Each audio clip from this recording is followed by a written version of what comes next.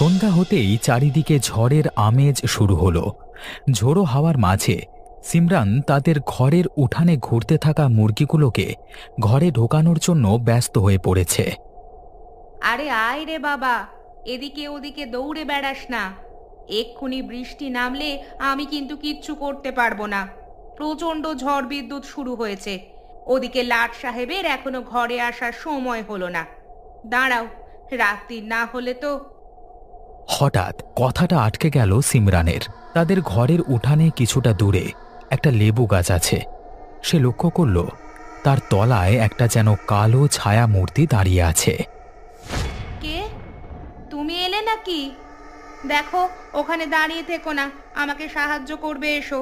সারাদিন একা একা সংসার টানতে টানতে আমার দম একেবারে বেরিয়ে যায়। আমি আর পারছি না, আমার ভালো লাগছে না। দুটো মুরগি তখন উঠানে ছুটোছুটি করছে। এমন সময় হঠাৎ করে সিমরান লক্ষ্য করল অনেকবার কথা বলবার পরেও ছায়ামূর্তিটা সেখানে দাঁড়িয়ে রয়েছে। হঠাৎ অন্ধকারের মধ্য থেকে লম্বা হাতটা সামনে এগিয়ে এসে উঠান থেকে একটা মুরগি তুলে নিল। ওরে বাবারে, হায় আল্লাহ, এটা আমি কি দেখছি? কে কে তুমি? কে? তোদের মুরগির মাংসগুলো খুব নরম। আমি প্রতিদিন একটা করে খেতে আসবো, আমাকে আটকাতে পারবি না তোরা। সেই ঝড়ের মধ্যেও হাড়গোড় চিবিয়ে খাবার কটমট শব্দ এলো। সিমরান আর সহ্য করতে পারল না। অন্ধকারের মধ্যে দুটো লাল চোখ যখন জ্বলে উঠল, তখন একবার চিৎকার করে সেখানেই অজ্ঞান হয়ে পড়ে গেল। এই রে, এমন সময় বৃষ্টিটা শুরু হলো, ঘর থেকে ছাতাটা আনতেও তো ভুলে গেছি। যতক্ষণ না বৃষ্টি থামছে ততক্ষণ কিছুই করবার নেই, এখানেই থাকতে হবে চুপ করে বসে। আরে নাসির ভাই, তোমার দোকানটা খোলা আছে তাই বাঁচলাম, না হলে তো অবস্থা আজকে খারাপ হয়ে যেত।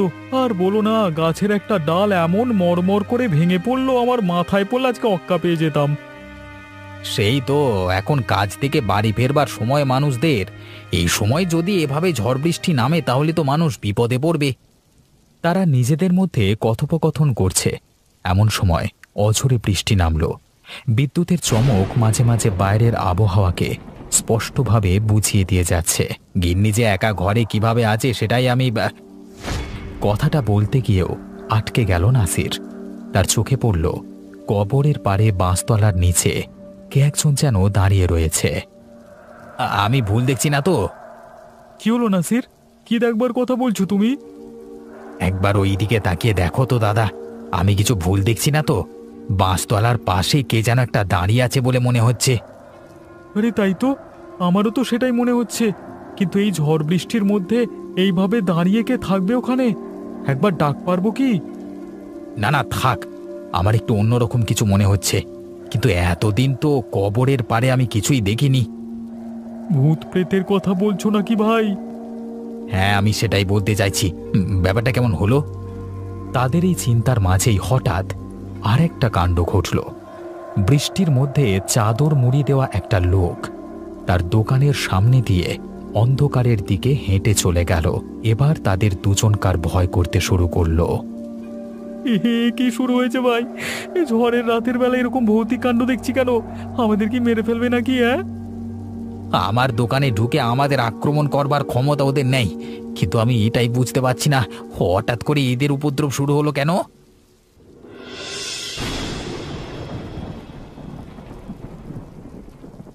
কি ব্যাপার বাবা, তুমি এখনো ঘুমোওনি? আজকে তোমার শরীরটা খারাপ, কোথায় একটু শুয়ে বিশ্রাম নেবে তা নয়, তুমি এখানে উঠে বসে আছো কেন? যা ঝড় বৃষ্টি নেমেছে তাই জন্যই আর ঘুমাতে ইচ্ছা গেল না, এসে বসে আছি। তো বন্যা চলে আসবে নাকি রে মা? না না, এমনি কালবৈশাখী ঝড় যেমন এসেছে আবার তেমনই দেখবে চলেও যাবে। তাই যেন হয় রে, বেশি ঝড়ঝাপটা হলে গ্রামের গরিব মানুষগুলো বিপদে পড়বে। ও বাবা গো, ওটা কে গো? বেড়ালটা প্রায় ভিজে জানালা দিয়ে ঘরের মধ্যে ঢুকে তৎক্ষণাৎ ঘরের বাইরে চলে গেল। তারপর অদ্ভুতভাবে কাঁদতে শুরু করলো। ওরে ওটা বেড়াল। বাপরে বাপ, আমি ভাবলাম ভূত। হ্যাঁ, এই ঝড় বৃষ্টির রাতে এরকম একটা ভূত দর্শন হলে জমে যায়। তা একটা ভূতের গল্প শুনবি নাকি এখন? না আব্বা, আমি ঘুমাতে চললাম।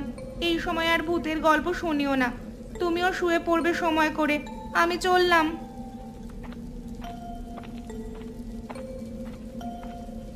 সবই ঠিক আছে, কিন্তু বিড়ালটা এভাবে অদ্ভুত রকম কান্না জুড়ে দিল কেন? বিড়ালের কান্না শুভ সংকেত নয়। কি হয়েছে তোমার? তুমি অজ্ঞান হয়ে বাড়ির বাইরে পড়েছিল কেন? একেবারে ভিজে যা তা অবস্থা হয়েছিল। আমাদের সব মুরগিগুলো খেয়ে ফেললো গো। একটা কেউ বাঁচিয়ে রাখবে না। কি বলছো কি তুমি? কি আমাদের মুরগি খাবে? চোর ডাকাত এসেছিল নাকি? না, চোর ডাকাতে নয়, ওরা এসেছিল। তুই কাদের কথা বলছো? আমার তো কিছুই মাথায় আসছে না। তোমার তো ঘরে ফিরবার নাম নেই। আমি সারাদিন ঘরে একা একা থাকি। আজকে যখন সন্ধেবেলায় ঝড় উঠলো হঠাৎ করে, তখন আমি মুরগিগুলোকে ঘরের ভেতরে ঢুকাচ্ছিলাম। সেই সময় দেখি লেবুতলার নিচে কে যেন একটা দাঁড়িয়ে আছে। তারপর সেখান থেকে লম্বা হাত বাড়িয়ে একটা মুরগি তুলে চিবিয়ে খেতে শুরু করলো। তারপরেই আমি ভয়ে অজ্ঞান হয়ে গেলাম। তার মানে আমি যেটা ভেবেছিলাম সেটাই। আজকে আমার দোকানের সামনেও অনেক ঘটনা ঘটেছে। কি হয়েছে গো? তোমরাও কি ভূত দেখেছো নাকি? থাক, তোমাকে সেসব কথা আর বলবো না। বিশ্রাম নিতে হবে। আজকে অনেক কিছু চিন্তা ভাবনা করেছি, মাথাটা কাজ করছে না, খুব বিরক্ত লাগছে আমার। হ্যাঁ গো, আমার খুব ভয় করতে শুরু করেছে। কোনো ভয় নেই, কিচ্ছু হবে না, আমরা আছি তো। আমি থাকতে তোমার কোনো চিন্তা নেই। এরপর তুমি সন্ধে হলে বাড়িতে চলে এসো না গো। আমার একা থাকতে খুব ভয় করছে। আচ্ছা ঠিক আছে, তুমি কোনো চিন্তা করো না, সময় হলেই আমি ঠিক চলে আসব। ঘটনা ঘটবার দুদিন বাদ আকাশ মেঘমুক্ত। চাঁদনী স্টেশনে রাতের শেষ ট্রেনটা সশব্দে এসে প্রবেশ করল, কিন্তু তার মধ্য থেকে নামল দুজন মাত্র যাত্রী। প্রথমজন সবুর, আর দ্বিতীয়জনকে তখনও ঠিক চেনা যাচ্ছে না, অন্ধকারের মধ্যে আছে। ঠিক যেটা আন্দাজ করেছিলাম সেটাই হলো। একটাও ভ্যান রিক্সা নেই। উফ বাবা, এবার আমাকে ওই গ্রাম্য ভূতুরে গল্পের মতো একা একা যেতে হবে। মাঝ রাস্তায় হয়তো ভূত দেখবো, জমিতে রাত কাটাবো অজ্ঞান হয়ে, সকালবেলায় উঠে থেকে আবার হয়তো জীবন শুরু হবে। সবুর এসব কথাই বলছে, হঠাৎ করে সেই লোকটা বলল, কে ভাই তুমি? কোথায় যাবে? যাবো তো গ্রামের ভেতরে, কিন্তু মহা মুশকিল হয়ে গেল। এসেছো কোথায় তুমি? এসেছি আমার নানার বাড়িতে। আমার নানার নাম আলাউদ্দিন। এ সবুর নাকি? আমার তাই কেমন চেনা চেনা মনে হচ্ছে, দেখেই ধরেছি। আমি ঠিক বুঝতে পারছি না, অন্ধকার তো, তাই ঠিক আন্দাজ করতে আরে আমি তোমার সাব্বির ভাইয়া।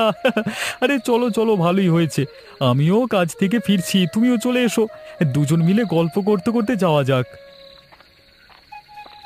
চাঁদনি আলোটা আছে তাই, না হলে রাস্তা একেবারে অন্ধকার। আমি আবার টর্চ আনতেই ভুলে গেছি। আমার কিন্তু বেশ ভালো লাগছে। চাঁদনি রাতে গ্রামের সৌন্দর্য একদম অন্য রকম লাগায়। তা ভাইয়া, এখানে ভূতের উপদ্রব নাই তো? ভূত? না না, ওসব কিছু ব্যাপার না। তারা কথা বলতে বলতে তালপুকুরের রাস্তাটার পাশ দিয়ে যাচ্ছে। হঠাৎ করে সবুরের নজর পুকুরের পাড়ের দিকে গেল। সেখানে একটা কালো মতো কে যেন বসে আছে। পুকুরের জলে মাছ খেলা করছে। সেখান থেকেই যেন মনে হলো মাছ ধরে ধরে খাচ্ছে। পুকুর পাড়ে কে যেন বসে আছে ভাইজান। ও কিছু না, তুমি চলো চলো, তাড়াতাড়ি এখান থেকে চলে যাই। অনেক রাত হয়েছে তো, এখানে আবার শেয়ালের উপদ্রব আছে, এসে কামড়ে টামড়ে দিলে অসুবিধা আছে আবার। সবুরের মনে একটা খটকা রয়ে গেল। সে বুঝতে পারল সাব্বির ভাইজান তার কাছে কিছু লুকাচ্ছে।